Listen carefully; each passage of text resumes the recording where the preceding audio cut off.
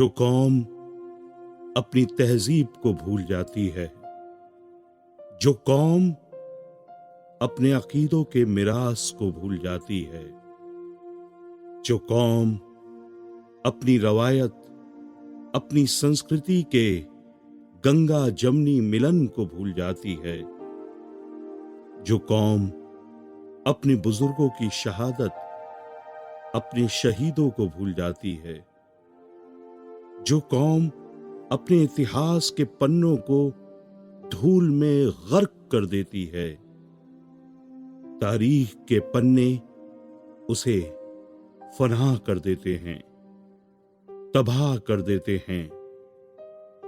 क्या है हिंदुस्तान की तारीख?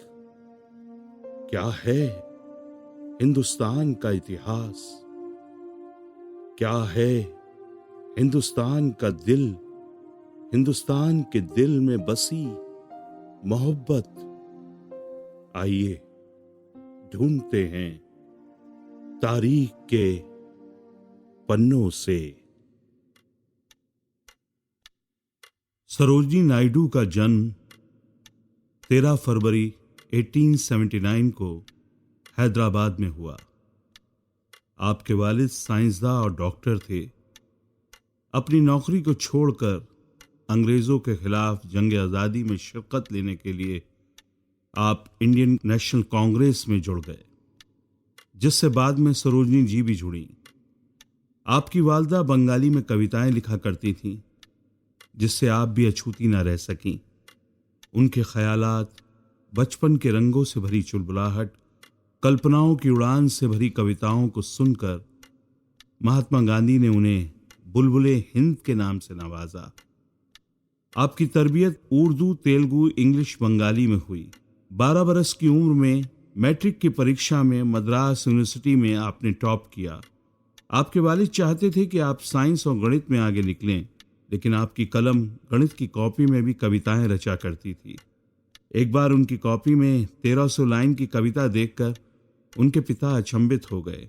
उन्होंने इस कविता को हैदराबाद निज़ाम को भी दिखाया, जिसे देखकर वो इतने खुश हुए कि आपको विदेश में पढ़ने के लिए स्कॉलरशिप बख्श दी, जिसकी बदौलत आपने आगे की पढ़ाई लंदन में किंग्स कॉलेज, इसके बाद गर्टन कॉलेज कैम्ब्रिज में की।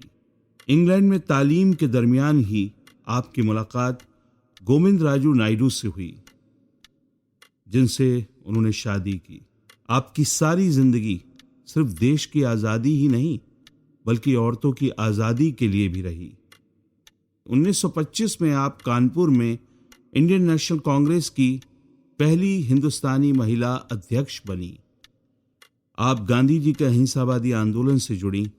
1930 के सत्याग्रह, 1942 में भारत छोड़ो आंदोलन में अहम भूमिका निभाई। गांधी जी के साथ 21 महीनों तक जेल में भी रहीं। 1947 में आज़ादी के बाद उन्हें देश का पहला महिला गवर्नर भी बनाया गया। तो पेशे खिदमत है बुलबुल-ए-हिंद, Sarojini Naidu.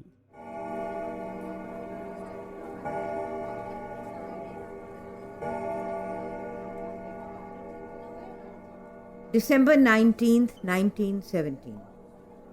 Sarojini Naidu delivered a lecture on ideals of Islam at the Lolly Hall in Madras under the auspices of Young Men's Muslim Association.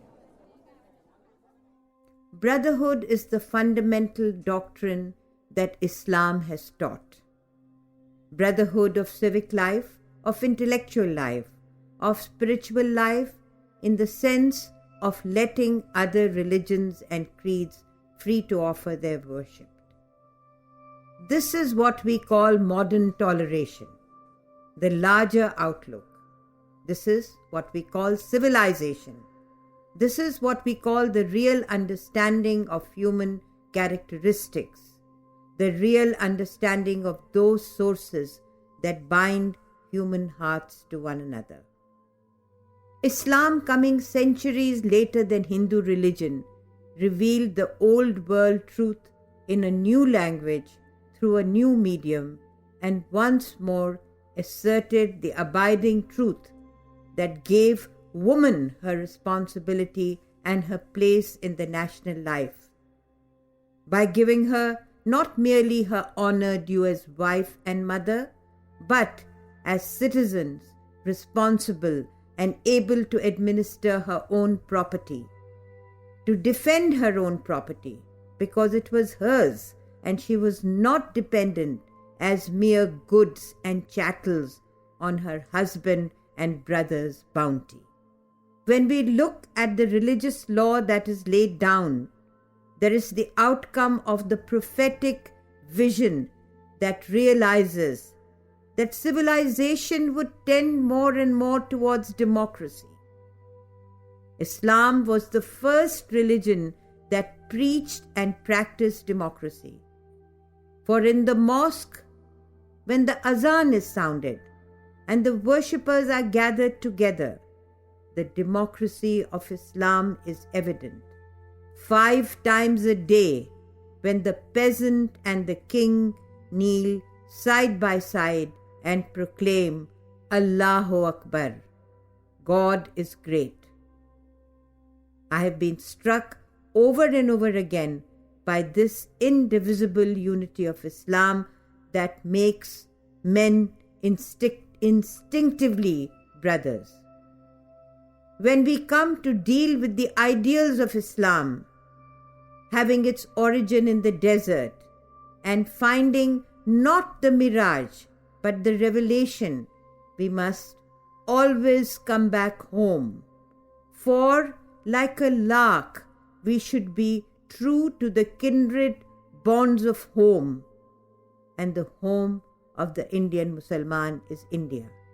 His endeavor, his destiny, his hope is bound up with the endeavor, destiny, and hope of India.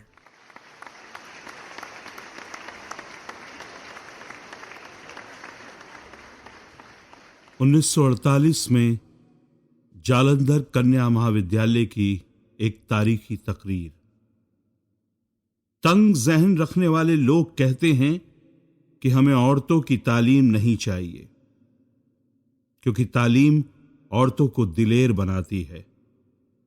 भाइयों, क्या आप अपने देश की अजीमुशान रिवायतों और मजहबी किताबों को भूल गए, जिनमें उस अहद की औरतों के शानदार कारनामे बयान किए गए हैं? हिंदुस्तान को अपनी सरजमी की ऐसी औरतों पर फक्र है जो अपने भाइयों से ज्यादा दिलेर और बहादुर थीं। किसी भी मुल्क की तरक्की, फलाह और बहबूद के लिए औरत और मर्द दोनों का कॉपरेशन जरूरी है। आप सियासी हुकूक मांगते हैं, खुदा के लिए ये ना भूलिए कि लंगड़ा आदमी चल तो सकता है, लेकिन बहुत आहिस्ता। काना आदमी देखता तो है, लेकिन उसे एक तरफ की चीज दिखाई देती है। जिस गाड़ी में सिर्फ एक पहिया हो, वो ठीक से चल नहीं सकती। इस तकरीर में मुसलमान औरतों का जिक्र करते हुए उन्होंने कहा,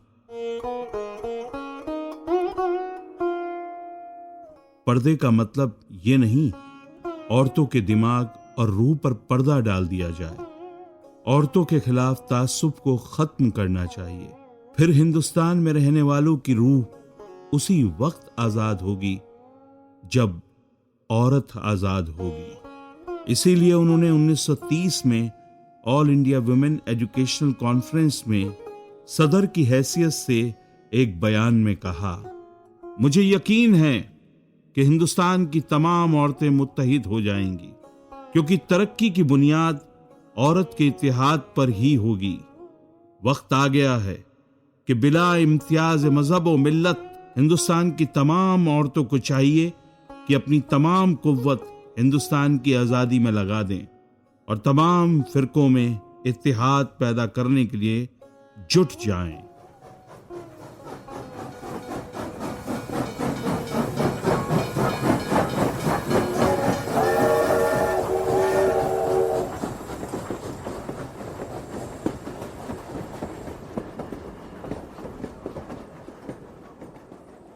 October the 13th, 1917.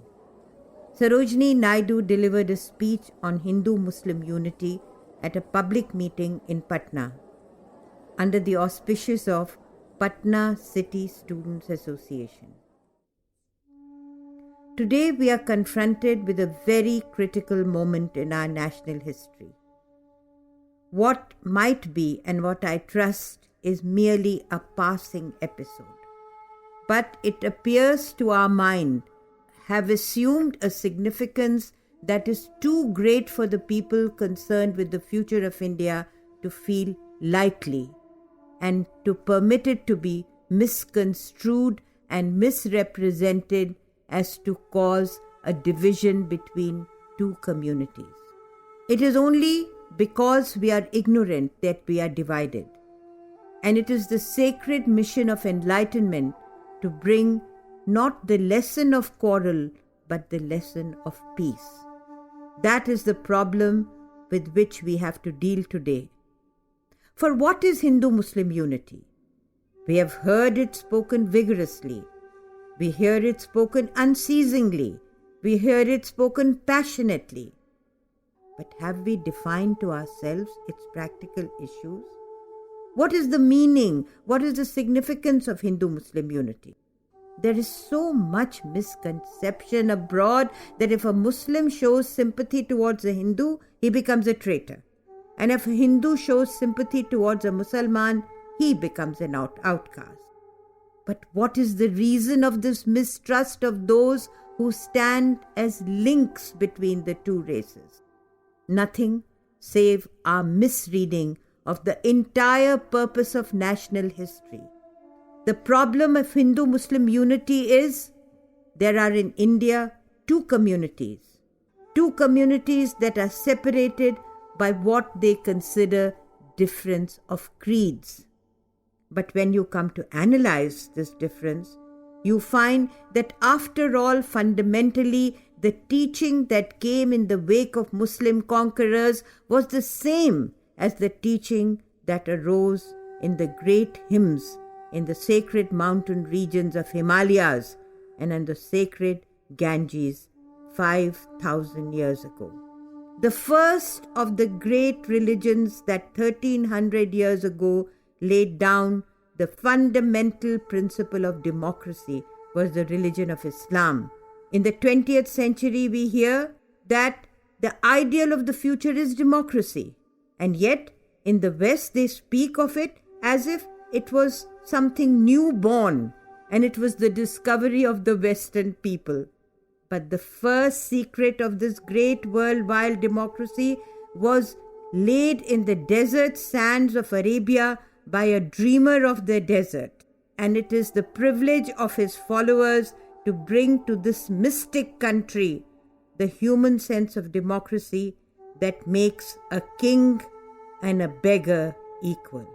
Now, it is this principle of democracy that implies certain mental qualities that are inseparable from democracy. It implies a certain inviolable sense of justice that gives to every man his equal chance in the evolution of national life. And these we want imported into our national life, assimilated into our national life, in which the Hindu community cannot, with its system of exclusion, I say Hindu community by itself cannot evolve it, because Hindu as I am, I stand here to confess the limitation of my community. We have not mastered that fundamental equality that is the privilege of Islam. What is mutual cooperation? What is the meaning of unity? Bringing together the separate qualities, the mystic genius of the Hindu and the dynamic forces of Islam. We want that Muslims should hear from their nurses the great history, the great legends that are inspiration of every man and woman. And we want that Hindu children sitting in the twilight by the peepal tree should thrill with the history and the chivalry of the Arabian armies. When I stand up and say to you let there be this union between the vision and the action. I simply say that I am articulating your innermost desires. So your leaders are the embodiments of your dreams and desires, of your own capacity and energies. And when you stoop to blame your leaders that they are not true, when you say they are not worthy, when you say they are not able, have you realized what a condemnation of yourselves it is that you are not worthy? You are not worthy enough yourselves as followers to evolve worthy and great leaders who are true to their cause.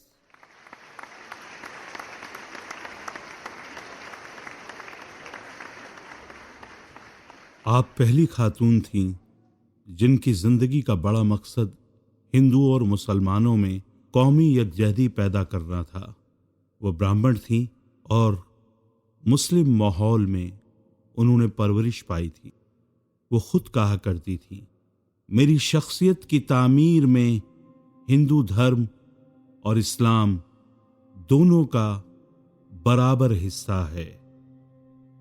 जैसे अल्लामा इकबाल ने कहा, मजहब नहीं सिखाता आपस में बैर रखना, हिंदी हैं हम वतन है हिंदुस्तान हमारा। और हिंदू मुस्लिम इत्तेहाद को जारी रखते हुए सरोजिनी नायडू ने कहा, Hindu Muslim unity, that is a magnificent phrase, but in daily action what does it mean? It means the simple fact that you love your neighbor as yourselves. You realize his humanity as common with your experiences and aspirations of life. His failures, his triumph, his hopes and fears, his culture and ignorance, which are common inheritance between you and him. There is no difference because of your common aspiration and your common destiny of humanity. It becomes very simple thing to say that all men are neighbors of one another, brothers, blood ties, because they have the same tears, the same laughter. Therefore, perhaps they may have the same kind of aspirations. The same quality of men may have the same kind of aspiration. So why make a difference between the tillers of soil? Whether he is a Muslim or a Hindu, does he not suffer from drought, from failure of harvest, from pestilence, from locusts? The schoolmaster, whether he be a Hindu or a Musliman, has he not the same responsibility of creating within his hands a bond between brother and brother, student and student, whether a Hindu or a Musliman? Then, when floods come and famines come and plagues come, do not all of us suffer equally? Why make a difference between men and men? Are there different angels of death for Hindus and Muslims to carry them off? Does not every man feel that he must cooperate with each other? What matters if he be a Hindu or Musliman? Shall not a Brahmin carry on his head the corpse of a Musliman? And shall not a Sayyid carry on his head the corpse of a Hindu? What has the corpse of a Hindu or a Musliman done not to deserve the same sense of honor from each of us who are equally created by God and who have been equally subject to mortality?